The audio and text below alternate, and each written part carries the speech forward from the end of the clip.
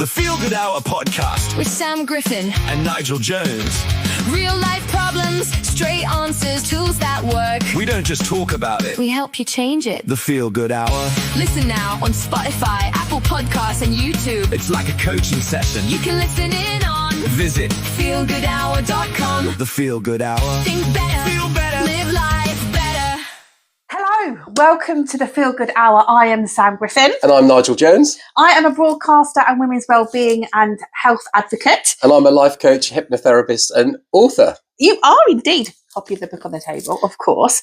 Now, we did the Feel Good Hour on the radio. We did for over a year. And we had such a good time that we thought we'd actually do it this way too. Yes. We're going to be delving into all different kinds of subjects, some of which are going to be really insightful. We're going to really dig deep, go into the science of it, not just fluff around the edges. Yeah. We're going to talk about happiness. Today is all about happiness. And I'm really, really looking forward to this.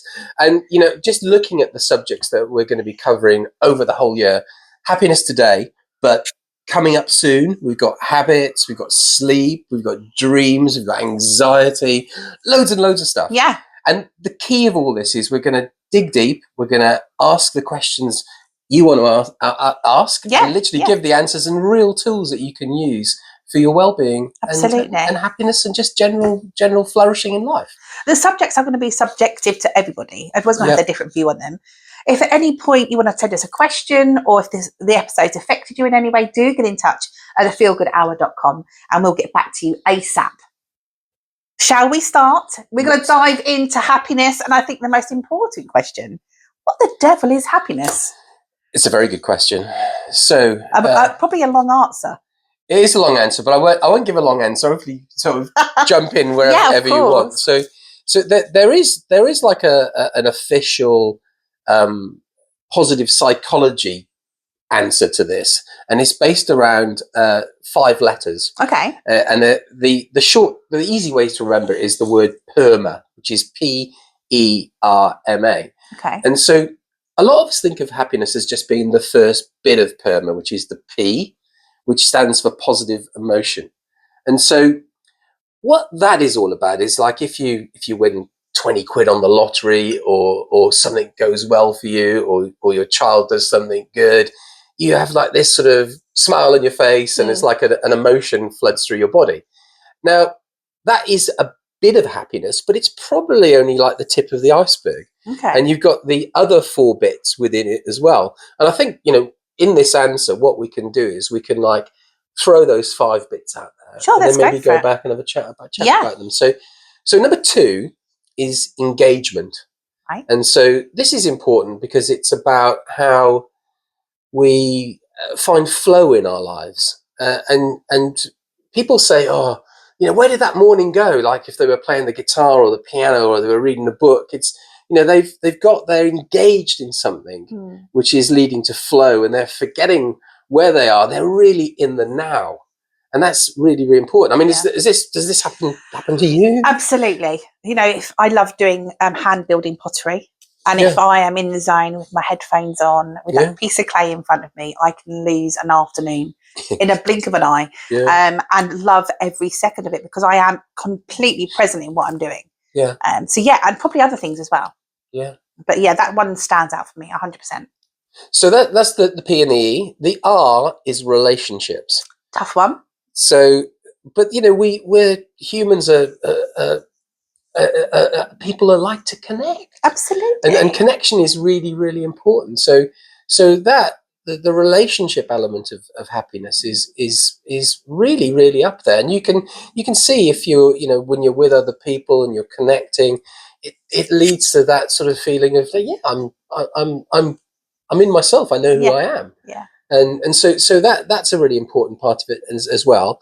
The M is about meaning, and this really is about who you believe you are, your purpose in life. Yeah. And you know that's a big one, and I think, you know, people can get into that through all sorts of things, that joining groups, clubs, maybe, you know, even religion is included in this. It's feeling part of a bigger group, or there's something bigger than you. There's more meaning to my life.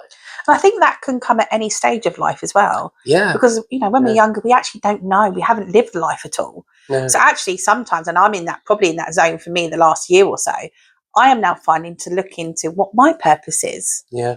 And so this can come at any age, guys. Don't think it's something you're going to get from the off. No, and the thing about purpose is it changes all the time. So the purpose you have as like a teenager is very different to the purpose you have, in your 50s or 60s. And we all have purpose. Yeah. It's just that some of us have not found it yet. Yeah. And so life can be, the search for purpose. And purpose doesn't have to be sort of grandiose. So it doesn't have to be like I want to be like a world leading pop star. No. It could be something just as simple as I like making things out of wood. Yeah. Or I like making earrings, or I like doing, so that's what purpose is. It's something that makes you feel, gives you meaning to who you are and why you're here. Love that. A lot of us get purpose through our children, our relationships. Yeah. And even, like I said earlier on, it could be like religion or a club that you join. Yeah. Yeah. Love that. What's the last one? The last one is accomplishment. Oh, okay. And so, I mean, these are sort of all interlinked in a way, but accomplishment is like when you set your mind on something. Maybe it's a goal, or it could be something you've been going towards for a period of time, and you achieve it.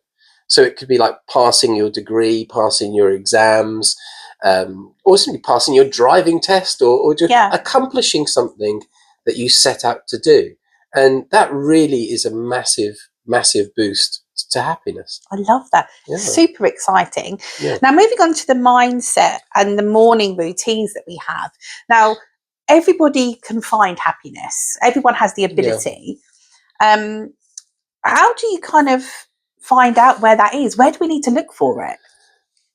Can you explain that? Yeah. I mean, when I first decided that I wanted to become a life coach, I was writing my first book called Walking Back to Happiness, and part of the research I did for that was reading quite a lot of Asian texts or philosophies, and there was this really amazing thing that I read, and I just never forget it, and it really had such a powerful effect on me. And it's the Buddhist parable of the poor man.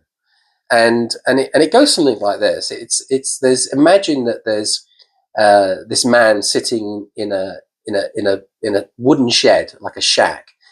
All he has in life is a table, a bowl on the table, and his cup, and he has no money. He has nothing. He lives hand to mouth, day to day, and so he's very, very poor. But he does not realize that under the floorboards where his feet are is a huge treasure, just a huge chest full of gold and money, and all the money that he would ever need if he wanted it in the world. Yeah. But he's still poor. But it's just under the floorboards beneath him. And then the actual story ends with, also imagine another person who is unhappy, is anxious, doesn't know their way in life, doesn't know who they are.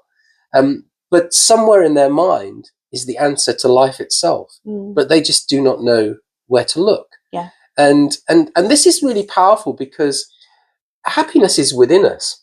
It's not somewhere where you go to. Yeah. And so that, in answer to the question, you just got to know where to look. I mean, that's really, really important. And it is inside you, and you find it by, I guess, not worrying about the things that you don't have, but looking at the things that you do have. Yeah. I mean, that's a really, really powerful way of finding that treasure. Yeah. And also to live in the now moment. A lot of us are unhappy because we think or call ourselves unhappy, label ourselves as happy, because we're spending a lot of time in the past. Yeah. Worrying about something that's already happened, or anxious about something that's not yet happened. So what's staying in the future. I think also it's really important. I think as humanities, we often focus more on the negative than the positive. Now, I do a lot of talk on my platforms on social media about pockets of joy. Okay. And I think this is really important, because we need to make sure that we find those in the course of our day. Now, we can sit there of an evening and think, right, I had a really rubbish day. But actually pin it down. What actually happened during that day that actually did make you smile? Yeah. Because I think that's really important, because we can go through life forgetting those pockets of joy and really focusing on the negative. Yeah, and in a way, what that pocket of joy is you're describing is like priming yourself. Yeah. Because we are naturally, by default, a species which believes it's going to be attacked at any moment. Yeah. Because we've only been living in centrally heated houses for about the last 50, 60 years, and before, but our bodies have evolved to live in the wild, out in the woods or in the caves, and so you've got a piece of hardware on you which is literally waiting for a bear to attack you, or someone from another tribe to come at you with a spear because that you've pinched their meat from their kill out in the savannah or whatever. And so the natural default of the human body and the mind is to think something bad's going to happen. So if you go to the pockets of joy, you start to change that. Yeah. You start to flood yourself with gratitude. Yeah, absolutely. And I think we let the negative consume us way too much. Trying to keep up with the Joneses at home, all of that kind of stuff. Social media has a huge impact on people. Oh, look how amazing their house looks. Look how many presents are under that tree. We're trying to compete with that all the time. Yeah. But actually, if you strip that back, that's all for show. Completely. And actually it's not, it's not capable for everyone to be like that. We're all so different. Yeah. And this, I would loosely call this desire. It's to have what you don't have. Yeah. And it's probably one of the prime causes of unhappiness. Yeah. It's like saying to someone, that they earn, say, £25,000. They think their life would be different if they earned £250,000. But once they get to 250, they want 750. Yes. And if they get to 750, they never want ending. 2 million. Yeah. It never ends if desire is still within you. Yeah. And if you're allowing desire to come out. And one of the easiest ways, or a good way to actually address desire, is to just look at the things that you have, and just say, well, actually, I'm not going to worry about what I don't have. I'm going to actually concentrate on what I do have, because you've got them. And a really good tool to actually appreciate what you have is to imagine that you've lost it all. Yeah. Wait, just close your eyes and just, imagine that everything that is important to you is gone. And that could be children, your partner, your house. maybe it's even like hot water in the morning in your shower. Or if we look at our lives today, say, versus like the lives that people had even in the 1950s or 60s, the average person is living in a better lifestyle than, say, a king or queen. Yeah. I mean, it all goes up, but everything is obviously relative. But one of the drivers, like we're saying here, is this desire thing, and it's so, we call it keeping up with the Joneses, or looking at what other people have got. But just look at what you have already got, and imagine that it wasn't there anymore. Comparison. How powerful, how important and I was about to say, comparison is the thief of joy. Yeah, I love that. Trying to compare yourself to everyone else in your world takes away those moments of joy for you. So, let's move into the psychology and the perspective side of it. Yeah. Is happiness more about what happens to us or how we see the world? Right. So there's quite a lot of work that's done in this area, and there's two. One of the things, or the way of looking at this is there's two. They say there's two types of people. People who have a grateful view, and people who have an ungrateful view of life. And so, the grateful view is someone who says, well, I'm not owed anything, I've been given this opportunity to live and experience my life. Yeah. And they just take each day like that. And then you've got the ungrateful view, which is I deserve more. Yeah. That shouldn't happen to me. And it's up to you what view you have. Yeah.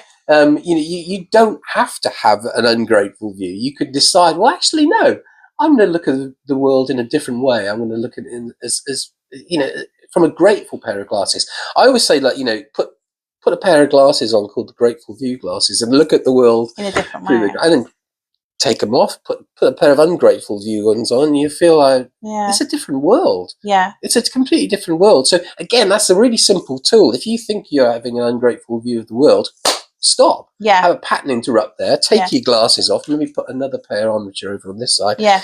And the world looks different from a grateful view. And I think also, you can work super hard. You can show your worth to many, many people. Yeah. The world doesn't owe you anything. No. We're all grateful to be on this planet. And that, we're stripping it right back to the real basics. Yeah. But we should be grateful for being here. Yeah. And do you know what? This all ties in as well to a fixed mindset versus a growth mindset. Yeah. And if you look at someone with a fixed mindset, they're the ones who think, oh, I can't do that, or people of my age don't do those sort of things. Yeah. I'll just carry on and just just get on with my life because I'm not supposed to do anything like out of the box. I wasn't made to do that. Whereas if you look at someone with a growth mindset, they're thinking completely differently. They're thinking, everything's an opportunity. If something stands in the way, then it almost becomes the way. If I remember a few, like 2 years ago, I broke my finger, and I play the guitar a lot. And I literally thought, well, rather than mope around thinking I'm not going to be able to play the guitar for like 6 months because I got a broken finger, I said, well, to myself, well, actually, I'm going to learn the harmonica. Yeah. And so I used something that was completely negative to actually learn another instrument.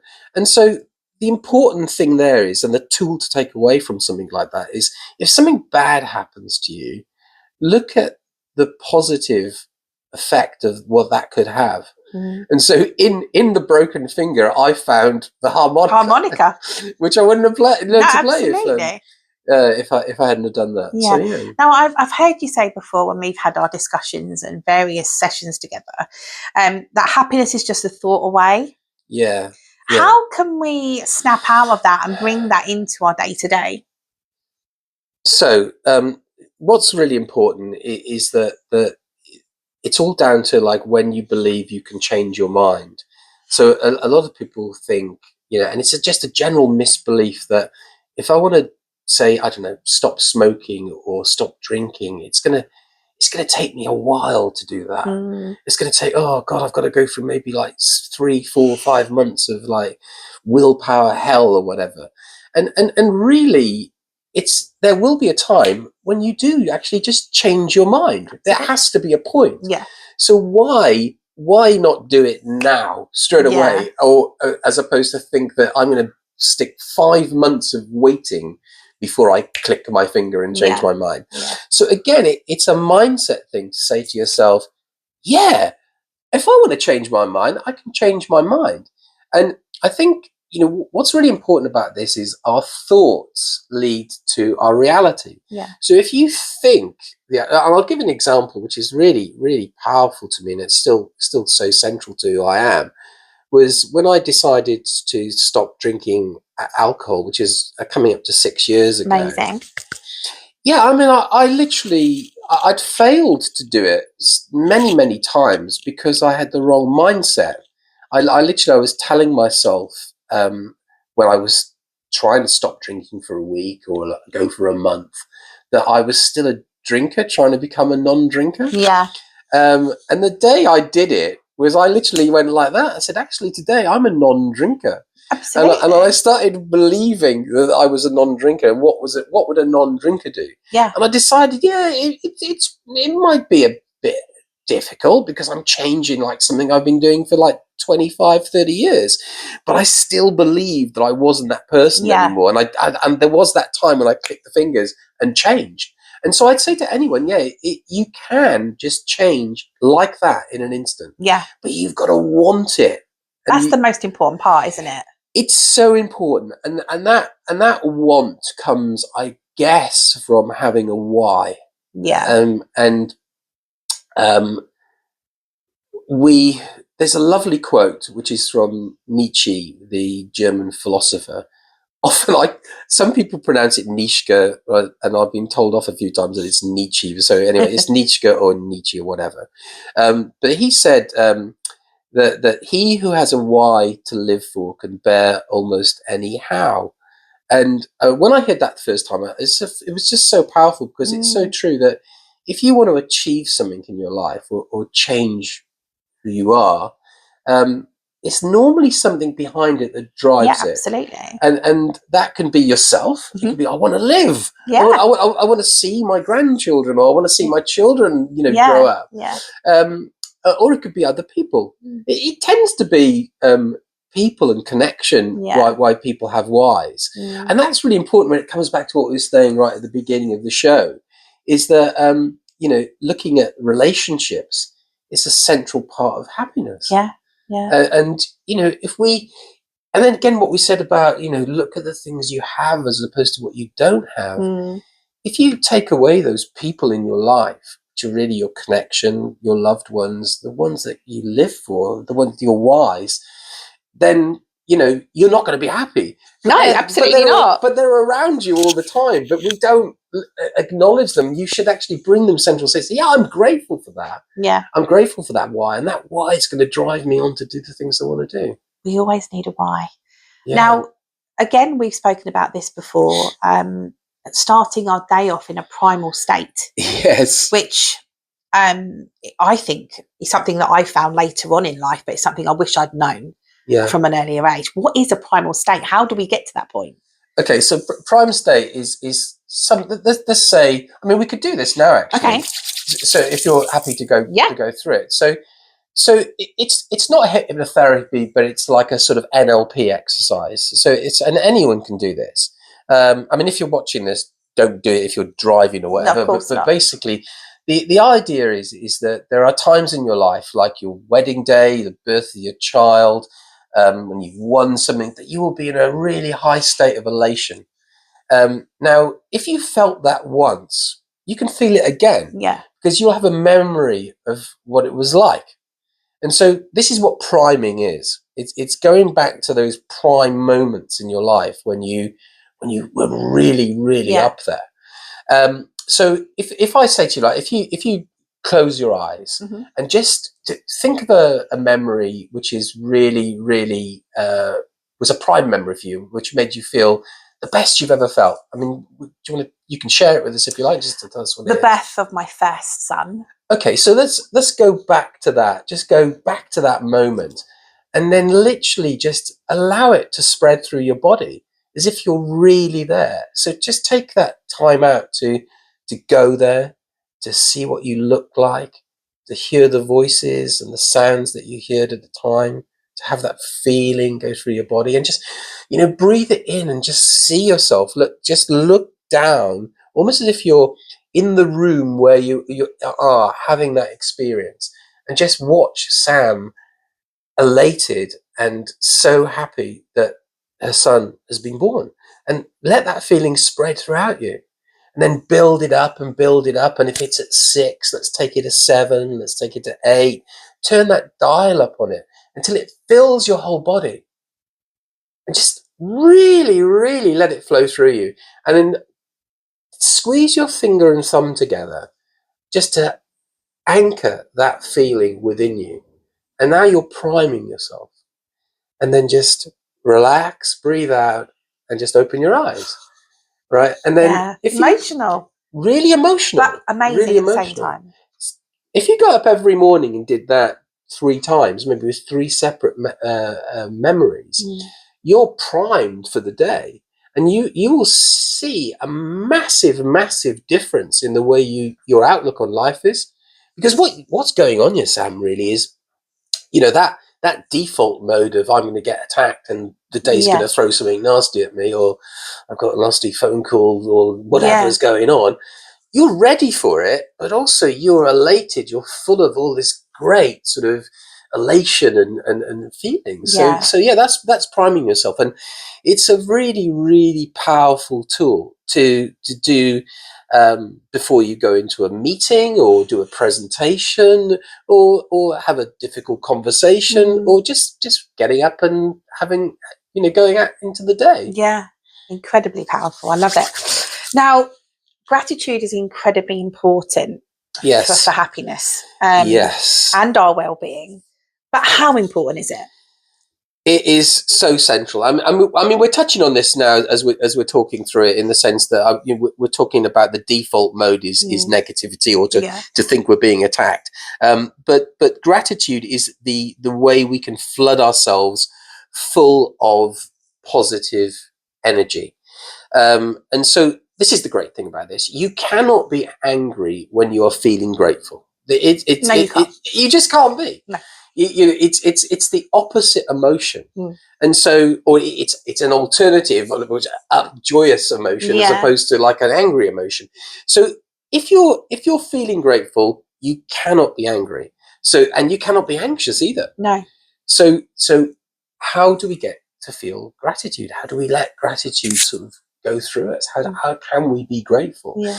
And there are loads of ways of doing this. The easiest one, which we've talked about many times, is these three good things, or three positive things. Yeah. And I know you've done that in your journal. I journal every morning. Yeah. And I literally write a list of everything that I'm grateful for, from my house to my husband to my family to my friends to my job to my friends to my dog. Everything. Grateful for receiving money. I'm grateful for having my car. I'm grateful to be around. Yeah. And I literally every morning start the day off with that list of gratitude. Yeah. And at the end of the day, I do my pockets of joy, what I was grateful for that day. And it really does help ground me. Yeah. And actually make me realise that I have spent many, many years being overwhelmed and anxious and striving for the next best thing. And actually, just grateful for being here right now. It's just being grateful for those moments that we have every single day that we take for granted. Yeah. And it sets me up for the day. Yeah. And you talk about journaling there. That is so important. I mean, how does journaling change your life? Or I think we often think that we think about stuff. I think about how grateful I am all the time. But I think actually having the power in writing it and let it flow from you onto paper has a different effect. Yeah. I find it's more profound. You can always read back on it. And actually every day the gratitude list might be slightly different or slightly longer or shorter. But I think it's important for us to move forward. You need to be grateful for, as you said earlier on, being in the now. How important it is to be present. Those cups of tea you have when you go on your walks, Nigel. We've talked about that before. Having a moment with that cup of tea. I'm so grateful that I've got that warm tea in my hand. This really is the small things. So important. And that element of being in the now. I always used to think of meditation as being something that I could never ever get into. I thought it was like you had to have sit cross-legged and have joysticks going and sort of and no thoughts. I meditate probably 15 to 30 minutes every day, and I have done for the last 6 years, and I do it and I build it into my daily life. So if I'm out on a dog walk, I just listen to the bird song or the pitter-patter of my dog's paws going down the country lane. And that's mindfulness and meditation. Absolutely. Because you're in the now, because you couldn't hear those birds or the pitter-patter of the feet if you weren't in the now. No. So all you've really done is you've brought your mind back into your body. And when your mind and your body are together, then you're being mindful and you're meditating. Yeah. Because it's only when your mind goes into the future, anxious about something that's not yet happened, or dwells on the past, that it almost imagine it leaving you and your body. Yeah. Because your body cannot travel through time, but your mind can. And this is really powerful. And that's really the definition. Just bring your mind back into your body. And yeah, by having a cup of tea and feeling the warmth of the cup and sipping the tea and feeling the warm tea going down through your body, that's in the now. And a lot of people find that, you know, they can switch off in the shower. Because that's a great time to literally, so you're on your own. All you can hear is the sound of the water splashing over you. You're getting all the feelings. You're getting the feeling of the water. You're getting the sound of the water, and you can zone out. And a lot of people do zone out in the town. They're meditating or being mindful. I also use the shower as an opportunity to cleanse myself. To like wash away the negative thoughts or the feelings. Yeah, that's great. That's, you know, for me, and I have those meditative times in the shower. For me, water is a huge healer for me. I love the sound of it. I completely resonate with that. Absolutely. Now, if someone's feeling low or anxious, or maybe they're feeling a little bit stuck, what's one small thing that they can do to kind of flip the script? There's loads of things they could do. Lots. So I would say that the easiest thing you can do is go for a walk. You know, just sort of put your walking shoes on, just have a walk around the park or your garden, and just being out in nature, because that's where we're from. You know, brings it all back. I mean, I walk every day, and I walk early. You know, sort of like sunrise. And it's just so powerful to be out in nature and to watch the sun come up and listen to the bird song. And there's no one around at that time of day as well, which is a bit weird, but it's sort of, it's like really, really nice. And so that's one thing you can do pretty quickly. And so I'd say, getting out in nature, and nature has such a huge healing power for our bodies and for our minds. And I did a whole course on this, so I did a diploma in it called, the Japanese call it Shinrin Yoko, which is forest bathing. And it's amazing just to sort of open all your senses when you're out in nature. So forest bathing is something you can do really, really easy. And what that is basically is using all your five senses in nature. So you don't need to go to a big woods to do it. You could just do it in your local park. And the idea is that you sit there in a quiet spot. Let's say you're doing it in a park, for example. So this is something people could do. They can look up at a tree, or look at the shapes of the trees, or just look at the clouds. So you're getting your visual through. And science says that, you know, if you look at the branch structure of a tree for more than 2 minutes, you get a 30 to 40% decrease in stress levels. And that's because it's what's called a fractal pattern. And it's proven via science that if you look at fractal patterns for more than 2 minutes, your stress goes down.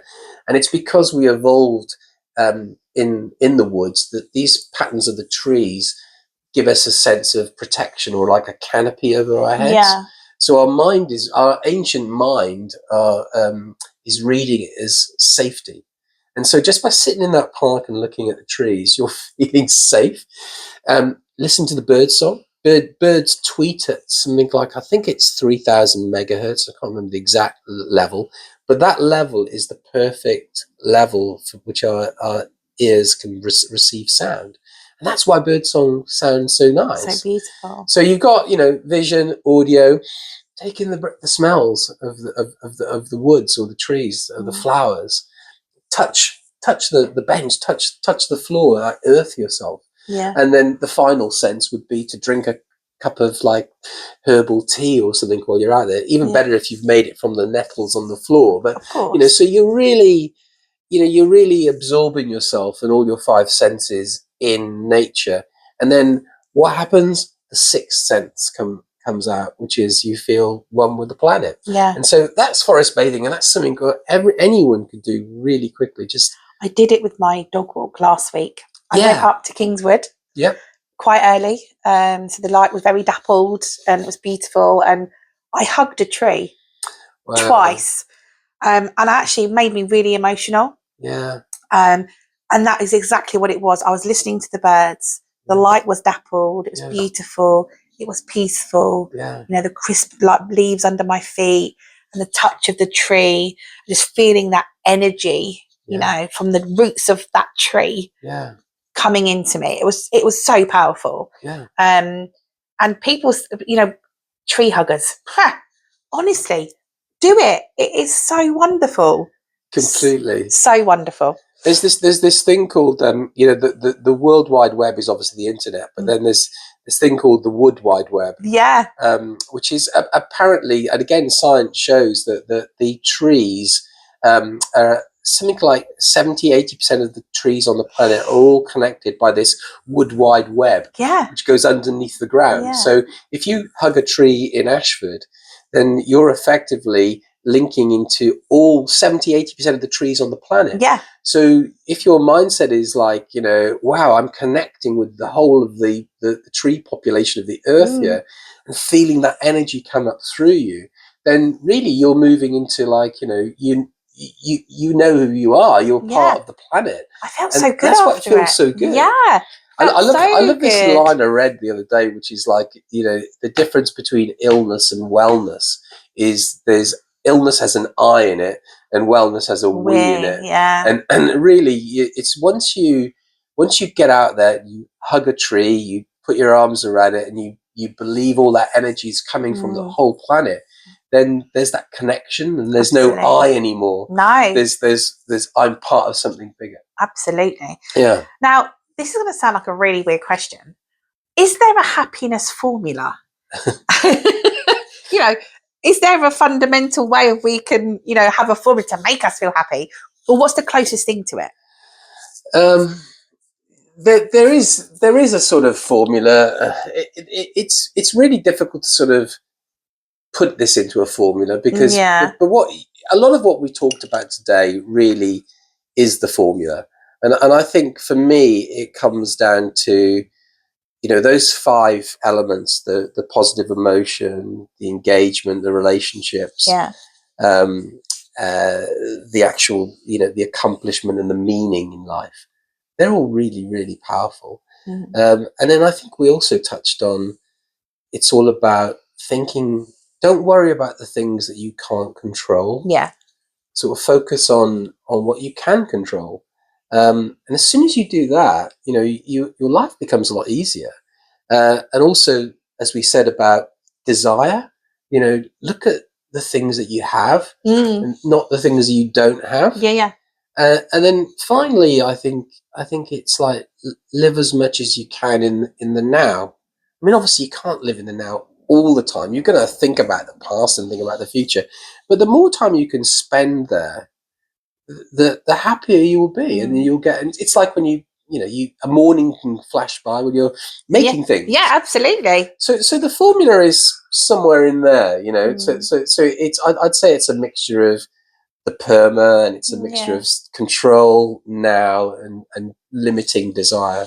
I think also from people that are maybe more analytic, you know, I have actually wrote on a bit of paper, put a line in the middle, and put things that make me happy, things that make me sad in my life, and then I list them, and then kind of look at both sides and think, well, if I kind of got rid of that, you know, because there are people out there that like to see visual stuff, they're like more analytical, and I actually found that quite empowering, because there was things on my not happy list that I could eradicate quite quickly, and then would then build up the happiness side. So maybe that's something, another tool, maybe. That's a really good one, and that reminds me of the motorway tool as well. Which is I literally wrote this down because I wanted to sort of like. We love the motorway tool.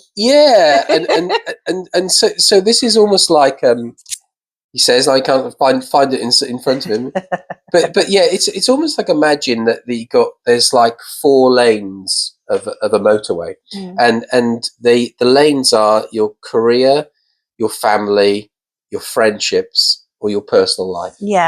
And it's almost to say to yourself, how much time do you spend in each lane? So, I mean, you know, so have a think about it yourself. So do you want to have a go? Okay. So first lane's career. Okay. And then you got second lane family, third lane friendships, fourth lane personal. And the way to do it is to split 100% between them. So if you did So each, it'd be 25. 25, 25, 25. This is actually quite I'll write them down. quite significant at my moment in life, because actually I have changed my career. Yeah. Because it was taking up too much time away from my family, myself, and my friendships.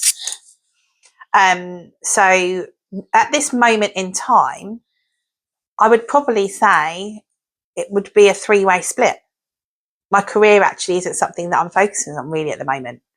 I'm in that fortunate position where I don't have to worry about it for a moment, but it did all consume. And I would probably say that my career for the last 5 to 6 years was a real heavy chunk of that 100%. Yeah. Because I would be out 7 days a week, missing out on things with friends, missing out on time with family, missing out on time for me. So it could quite easily have been like a 40% career, you know, if not maybe more at times. And what did that look like for family, friends, and personal? It had the comment that my husband made, which really made me stop in my tracks. Is like, I see the sad, anxious, crying, exhausted Sam, and everyone gets the better Sam. And that was a real realization that somebody who's super important in my life, I should be spending way more time with them, giving them me as me and not a folded up mess, you know.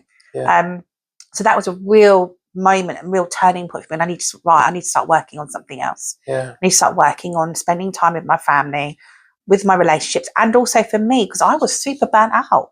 You know, it was a continual overwhelm of trying to get stuff done, predominantly for other people. And I think that's something else, you know, people pleasing, we'll go on to that on another subject, I'm sure.